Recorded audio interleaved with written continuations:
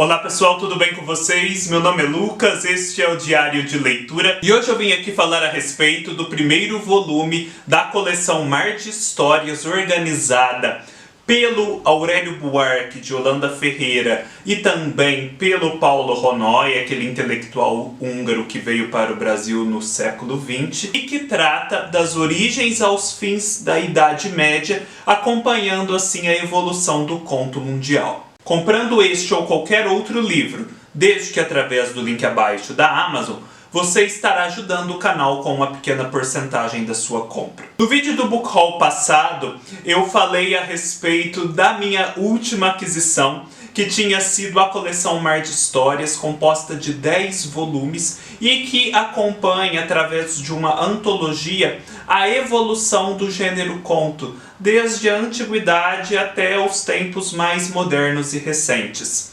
Este é o primeiro volume que trata da antiguidade e do final da Idade Média, com incursões tanto pelo Oriente como pelo Ocidente. O grande barato deste livro está em que não só a antologia é muito boa, a seleção, como também os comentários que acompanham cada volume e cada história e autor. O Paulo Honói e o Aurélio Buarque de Holanda são pessoas de indiscutível erudição e conhecimento. E assim, aqui eles compartilham com a maior generosidade de todo esse conhecimento que detêm.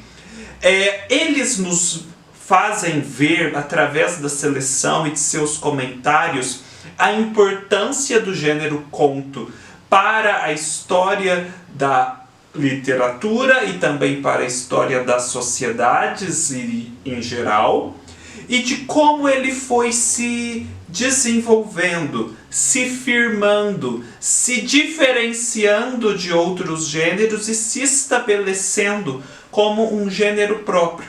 E tudo isso de forma muito suave, muito clara, sem muitos tecnicismos que poderiam afastar o leitor leigo. A sensação que temos aqui, ao ir lendo cada história, é a de estarmos sendo levados pela mão por esses dois organizadores, assim, numa expedição num museu.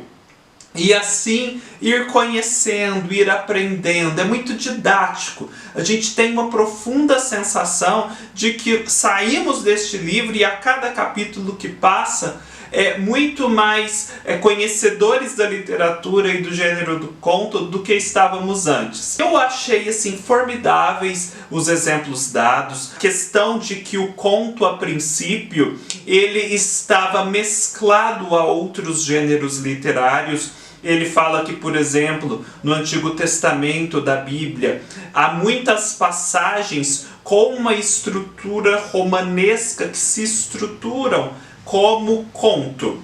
Mas isso em meio aos livros normais da Bíblia. E por sua vez, no Novo Testamento, os contos aparecem menos, essa estrutura romanesca. Mas são muito evidentes e muito influentes para toda a história da arte da sociedade ocidental, na forma das parábolas de Jesus. Eu acho também muito interessante como ele fala que a princípio as histórias eram reunidas dentro de uma moldura. O que isso quer dizer? Que não se vinha e simplesmente se contava uma história em forma de conto, uma história curta, e depois se vinha como se numa antologia e que se contava uma outra completamente diferente. Não, as antologias não se estruturavam assim.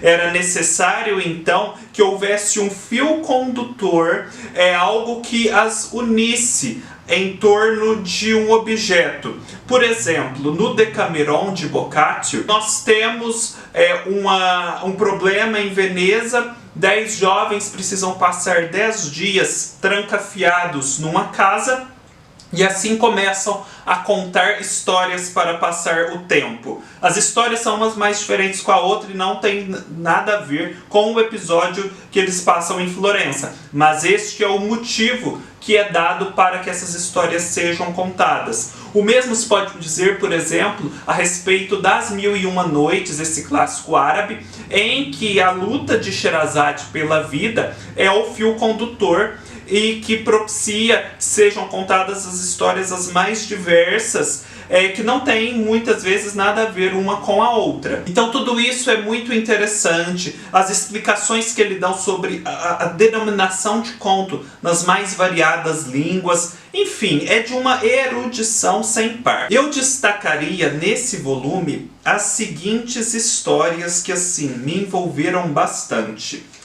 Esta história que eles falam que é muito influente, muito copiada e retrabalhada na literatura, que se chama A Matrona de Éfeso, que está no Satyricon de Petrônio, que é uma história muito engraçada de uma mulher cujo marido falece e que passa a fazer o maior escândalo, a se esbugalhar em lágrimas, até que em determinado momento, por uma questão muito prática, ela promove uma reviravolta nessa situação. Depois temos esta que é realmente muito boa, que é a história de Amor e Psique, que está no livro O Asno de Ouro de Apuleio, um escritor romano. Essa história é profundamente simbólica. Ela conta sobre uma moça de extrema beleza, mas que não obstante, até por conta dessa extrema beleza, não conseguia se casar com ninguém e foi ficando sozinha e sendo por isso objeto de preocupação dos pais.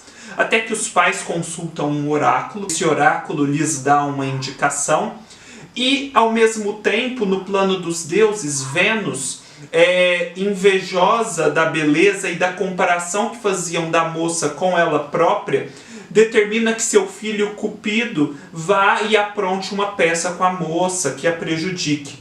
Mas acontece que a moça, ao ir cumprir o desígnio, o vaticínio do oráculo de Delfos, é arrebatada para um lugar estupendo, um palácio em que não há ninguém, mas em que tudo é feito em prol dela, em que há as vozes dos criados, mas os criados não podem ser vistos.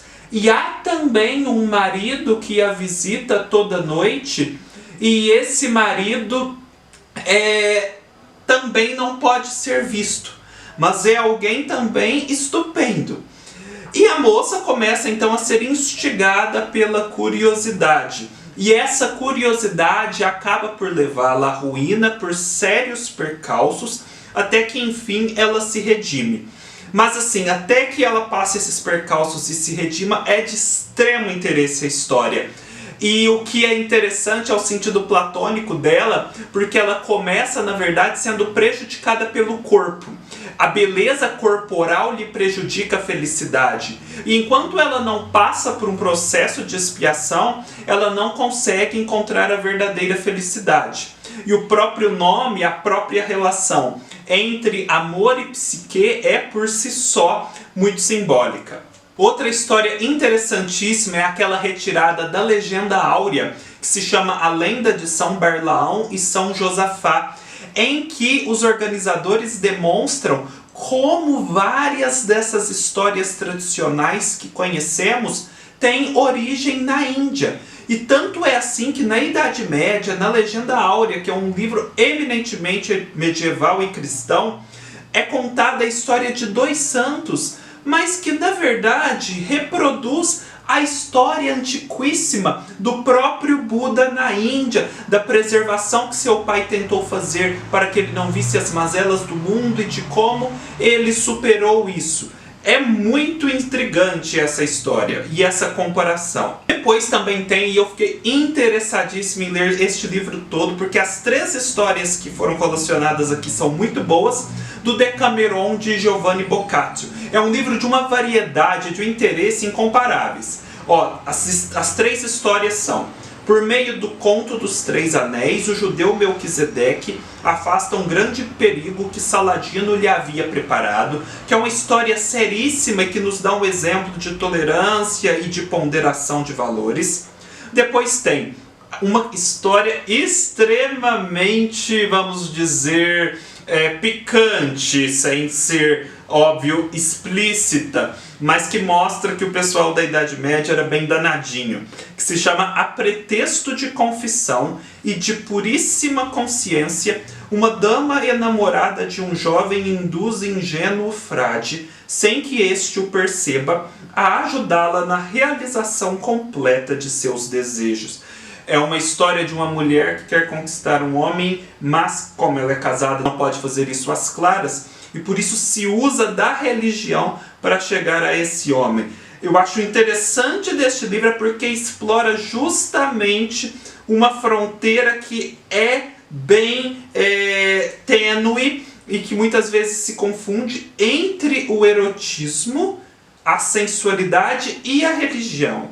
Este é um tema de muito interesse e que merece atenção. É muito verdadeira essa fronteira tênue entre essas duas coisas que parecem tão distantes.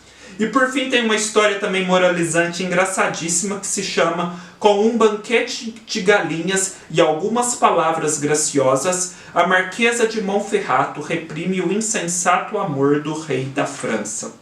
Enfim, são muitas histórias, seria difícil falar sobre todas elas aqui num vídeo, mas fica a dica, leiam este livro, leiam a coleção Mar de Histórias, os 10 volumes, eu estou empolgadíssimo por ler os próximos volumes. Assim, eu que nunca dei muita atenção ao conto, estou muito entusiasmado pelo gênero, e é algo muito fácil de ler, porque você pode ler um por dia, sem perder o fio da meada. É, como dizem muitas vezes, mas sem muito efeito, o gênero próprio para a modernidade fragmentada em que nós vivemos. Fica a dica. Espero que vocês tenham gostado. Se inscrevam no canal, deem um like, me sigam pelo Scoob, pelo Instagram e pelo Facebook. Comprem através do link abaixo da Amazon e ajude o canal. E nos vemos numa próxima oportunidade. Até mais!